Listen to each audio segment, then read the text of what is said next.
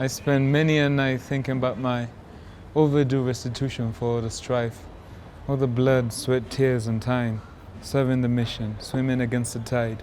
You're really tripping if you think you can find to me an equal. I'm Cassius in his prime. Hungry for glory, you can see it in my eyes. A nigga came to win, I don't try. I got shit to prove to me, not you. I will not lose. Odds stacked against me to fuel. I got heights to soar like greats before. I'm too involved, taken over by visions of more. There's never enough. There's never enough. There's never enough. There's never enough. I said there's never enough. There's never enough. The reason why I use characters is to keep a distance between myself and the audience in a way. And once you use a character, you're sort of like the possibilities are limitless for what you can cover. Like for example, my first album, like it's actually about three characters, like the love stories of three characters and like the different ways, like some love stories fail and like one succeeds. And then for the second album, for Tigers and Nurses, I was playing like a red character. The first one was pink to represent that vulnerableness, lovey-dovey stuff and stuff like that. And then the second album, I was playing a character that is sort of red. That character represents like the darker side of my personality, like the rage, the ego, the megalomania, and that kind of stuff. And then the Ballad of Rims is sort of like me taking one bit of that red character, just a part of like the ego, and still like obviously it's hinting at the other elements of like Tigers and Nurses, but Rimsey is like a character that represents my ego. Rimsey is basically like what I call my ego. And the Ballad of Rimsey is sort of color-coded black. It has this sort of dark like undertones, like even with like the sounds that I'm using, especially like with Who Am I, which sounds very menacing, and like some of the bars that are being like spat on that song are like controversial like here and there. So it's like one of those songs. And then 25 is more like it has that tinge of like darkness and whatever, but it's more, I guess, easier for the ears because it's R&B and I'm singing, I'm doing falsetto and stuff like that. And then Dreams is just straight bars, like, you know, like bars, no hook, just like rapping the whole time, just dropping bar after bar after bar. Yeah. So I wanted to like tap into like my rapper roots because I've sort of rapped on every album that I've done, but I put it sort of in a backseat to focus more on like being a pop artist. So now I'm sort of like going back to those roots of just like bars. On a different pedigree, I institutionalize niggas with these bars. This way we was, we take me very far. So if I'm to talk about my third album, it's called A Bunch of Love Songs. So the whole concept is some of the love songs are about like my crush, like a mama that I really like, my dream girl sort of. And then some of the songs are like love songs to myself, sort of like self-love songs.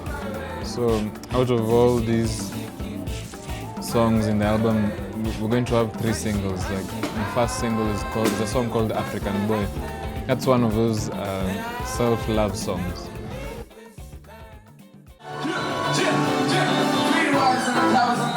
I'm here forever, but you never die. Impeccable taste in the mind divine. What's the way to do it? Say the word will shine. And the world will try. Cause I love a boy, but it goes from the side. And at the same time, look in his eyes. Too many underneath, bring poison in eyes. Just watch him rise. Up in the sky. My way. City shake it. My way. City shake it. It's sort of like a self-portrait, because like one of the main questions that I'm usually asked when people listen to my music is like, are you Kenyan, are you African, that kind of stuff. So I wanted to make a song that sort of like talks about that in the lyrics. It's just sort of like how I'm perceived and like how people expect an African or a Kenyan to sound on the song. So that's sort of like the concept behind African Boy. And genre-wise, it's like sort of Fela's Afrobeat, but there's bits of like some South African chanting and stuff at the end, and there's like rap and singing and stuff like that. So it's an interesting song. It's my favorite song on the album actually. And then the second single will be a song called Patient, which is, I don't know how I can describe it. It's sort of like my idea of a Harry Styles song. It's a love song. It's about being patient and waiting for this person that you love. like no matter how long it takes, I'm not giving up on like, your feelings for them, stuff like that. And the third single will be a song called "It's in Your Smile," which is it's just about that, how the fact that this girl that is sort of like the muse for the album, who's sort of like my dream girl, sort of like the fact that she smiles so nice has been integral in like me dealing with a lot of shit. Like, you know, sometimes some people smile and it just like changes everything, it makes everything better. Sort of that's what that song alludes to.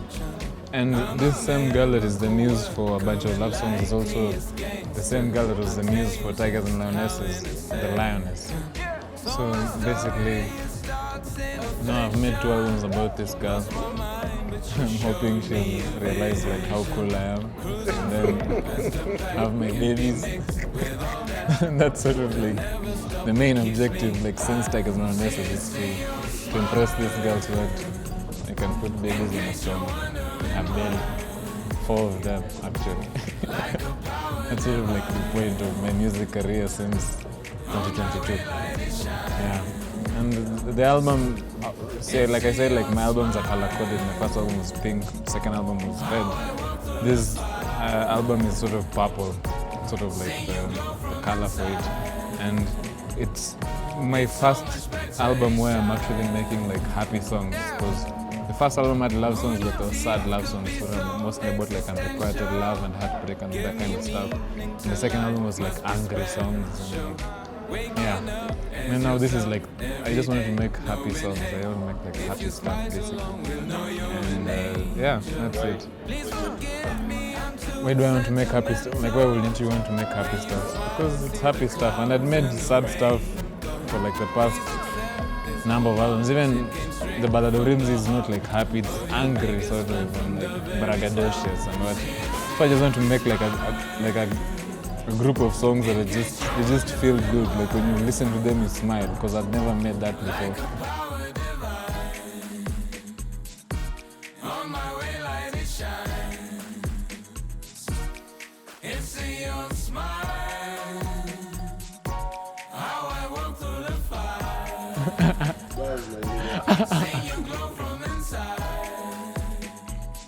It's so much better each time.